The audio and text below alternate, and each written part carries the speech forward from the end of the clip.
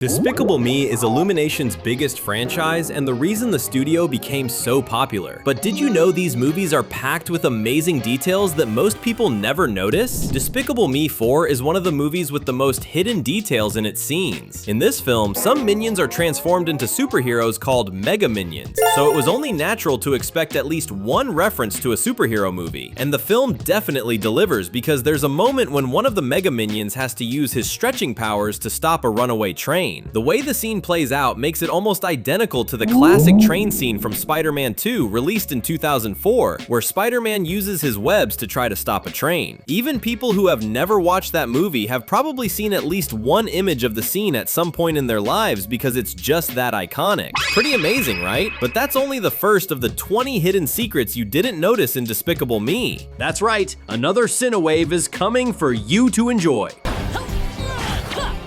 In the fourth movie of the franchise, Gru breaks into a school for supervillains, and we can spot some pretty interesting things there, such as a picture of a man wearing a green hat inside the principal's office. At first, the picture looks completely ordinary, but anyone familiar with Illumination's movies will notice that the hat looks exactly like the one worn by the Onceler in The Lorax, another movie from the studio. The Onceler destroyed the environment of the entire world through his company, so it makes perfect sense for his picture to be displayed in a school for supervillains. In fact, one very important detail that few people noticed is that the headmistress of the Supervillain Institute has a connection to another major character in the franchise, Dr. Nefario. That's right, the scientist who is always creating weapons for Gru. She is none other than the mad scientist's mother, and you can figure this out by paying close attention to the objects displayed on the shelf in her office, because the shelf contains pictures of the elderly woman and Dr. Nefario together as if they were mother and son. The car Gru uses to meet up with his old villain friends from school is already incredible on its own, but believe it or not, the best part is the license plate. The plate reads DM90710, and yes, every letter and number on it has a hidden meaning. Starting with DM, those letters stand for Despicable Me. The numbers that follow represent the release date of the very first Despicable Me movie, July 9th, 2010. We should never forget where it all began, right?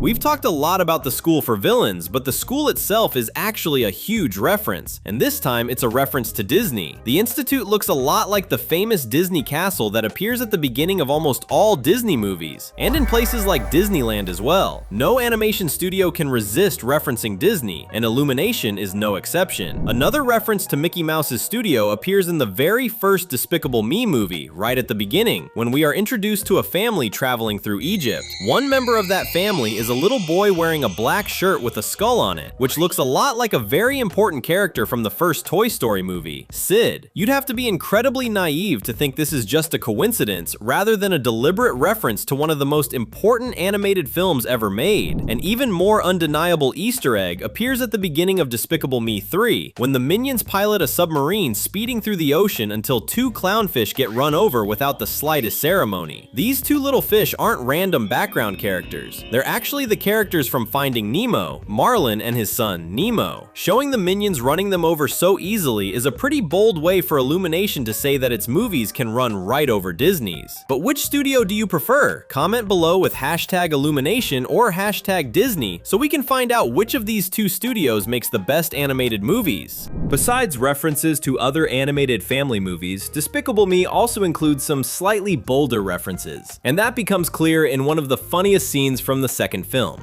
When Gru starts investigating El Macho, he ends up having to fight the villain's pet chicken, but the chicken is far more talented than it has any right to be, and crawls inside Gru's clothes, only to burst back out through a hole it made in his shirt. This is a reference to the classic scene from Alien in which a baby alien bursts out of a man's chest, except the original version is much more brutal than Illumination's reference. After all, we're talking about an R-rated horror movie. As if that weren't enough, these movies also take time to pay tribute to songs from different different eras. In Despicable Me 3, the Minions are thrown in prison, but it doesn't take long for them to start taking over the entire facility. And at that moment, they begin dancing in a way that strongly resembles the music video for Jailhouse Rock, a classic song by Elvis Presley. The funny thing is that the target audience for Illumination's movies is children, and most of them probably don't know this song. Yet the filmmakers still include these kinds of Easter eggs for their older fans, and also for kids who enjoy older things. When talking about musical references, we can't forget the ending of Despicable Me 2, where Gru and Lucy get married. Like any proper wedding, there were minions dressed in white and singing a sentimental song. The way they're dressed isn't some fashion trend invented by their crazy little minds. In fact, it's the same style of clothing worn by the members of the Backstreet Boys, a boy band that enjoyed enormous success throughout the 1990s and early 2000s.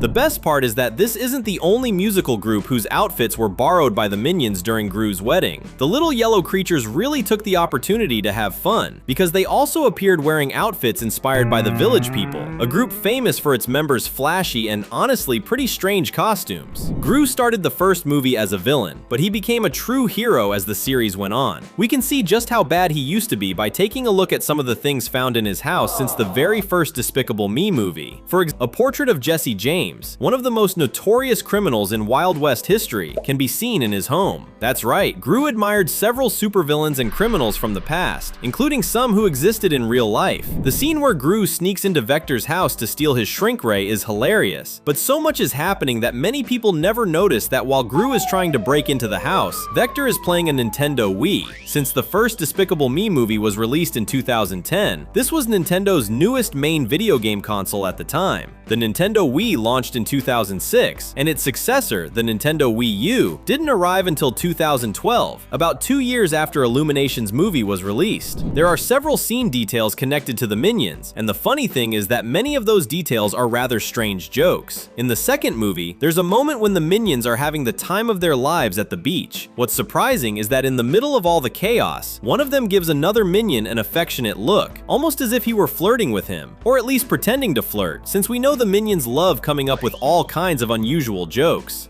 Subscribing is quick, easy, and keeps you updated with everything happening here. Let's go! Earlier in the movie, we saw one of those strange Minion games, but this time it was much more dangerous. It happened in the scene that shows the Minions working to make jelly. In the background, two of them are playing by hitting each other on the head with mallets until one of them passes out, and the other runs over in a panic trying to wake him up. When the Minion who passed out wakes up, revealing that he's okay, the other one feels relieved and starts kissing him on the cheek over and over again. These Minions really do the craziest things when they're left unsupervised, don't they? Good thing they're tough enough to survive a few hits to the head with a mallet. Speaking of the Minions, have you ever stopped to wonder why they turn purple when they're transformed into evil monsters in the second movie? First of all, it was necessary to give them a different appearance so that viewers would immediately understand that something was wrong. But the choice of color wasn't random. Purple is known for being the opposite of yellow on the color wheel. So if the Minions became the opposite of what they originally were, it makes sense that their color would be reversed as well. That was a brilliant move by the artists who worked on the film. Despicable Me 3 begins with the theft of a very important pink crystal, and this is exactly the kind of classic plot device that feels like it came straight out of an old spy movie. But the funny thing is that this idea isn't much of an exaggeration, because the crystal looks a lot like the Pink Panther diamond featured in the Pink Panther. And guess what? The story of that movie revolves around the theft of that very pink diamond, so there's no way this similarity is just a coincidence. It's funny that, in addition to deadly weapons, Gru's house is filled with works of art, probably stolen ones. One of them is the famous painting Starry Night by Van Gogh, one of the most important and famous artists in history. Could this actually be the original painting? Besides that painting, there's another one that's even more famous, the Mona Lisa by Leonardo da Vinci. Seriously, this is the most famous work of art in all of history, and it's sitting inside Gru's house. What's even funnier is that both the Mona Lisa and Starry Night aren't displayed in Gru's bedroom at all. They're actually hanging in his daughter's room, which is honestly pretty adorable. There's another work of art referenced in the first Despicable Me movie, but this one isn't located in Gru's house. Instead, it's found inside the Bank of Evil. Specifically, we're talking about the gigantic painting that appears right next to the bank manager. This artwork is an obvious copy of a famous portrait of Napoleon Bonaparte, but the big difference is that the bank manager has been placed in Napoleon's position, which just goes to show how arrogant this manager really is. Before you go, take a look at the two videos on the screen. Thanks for watching, and see you next time!